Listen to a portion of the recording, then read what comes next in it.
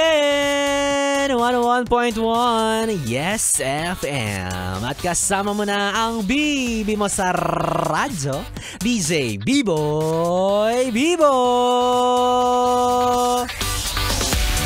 Bibi, balita ko sinabihan ka ron ng ex mo na hindi ka na makakahanap ng katulad niya. Ababuti naman. Talaga, oo. Talagang hindi na ako makakahanap at mas lalong hindi na ako hahanap ng tulad mo. Bakit? VIP ka ba? As in, very important person? Oo, VIP ka. As in, very intrimitidong person. Maisingit lang. Alam nyo kapag ang mabuting tao na wala sa mundo, sasabihin ng mga nakakakilala sa kanya, sayang naman siya. Kawawa naman ang aga natapos ng misyon niya sa mundo. Pero kapag masamang tao ang namayapa, karamihan napapasabi na lang ng okay lang yan. Tapos na ang pagiging konsumisyon niya sa mundo.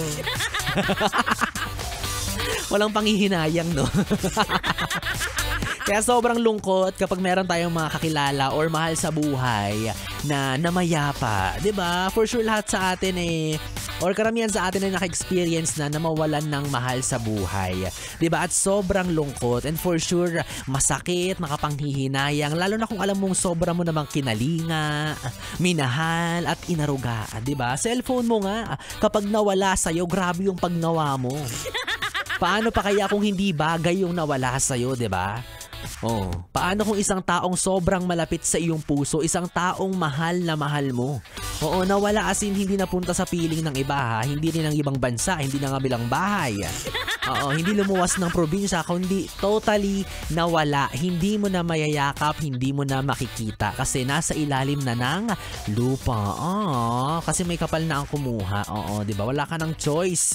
'Di ba? Isang nakakalungkot na katotohanan sa mundong ito, isang pangyayari sa buhay na kahit anong iwas at ilag mo, wala kang ligtas dito. Ha? Kala mo ba makakaligtas ka dyan? Kaya yung mga yaman mo, yung kaperahan mo, ibigay mo na sa akin yan. Hindi mo madadala sa hukay yan. Diba? Kaya nako, alam nyo, patuloy lang ako sa pagiging masamang damo para hindi ko muna makamit and greet si San Pedro. Ayoko pa, hindi pa ako ready. Well anyways, kasama mo ako hanggang mamayang alas 12 para sa ating BB Time. Kasama mo DJ B-Boy Bibo, ang DJ na single, ready to mingle. Basta, walang di mo pa rin alam? Ano ba yan? Walang label. At dahil Biyernes ngayon, yes, brand kong BB, ibig sabihin yan, it's BBC Night. BBC meaning B-Boy Bibo Confessions. Abangan nyo mamaya ang sulat na ayan, kaka-Facebook live mo yan, B-Boy Biboy. Oo, kakangawa mo yan sa Facebook live kanina yan, talagang papala mo ba?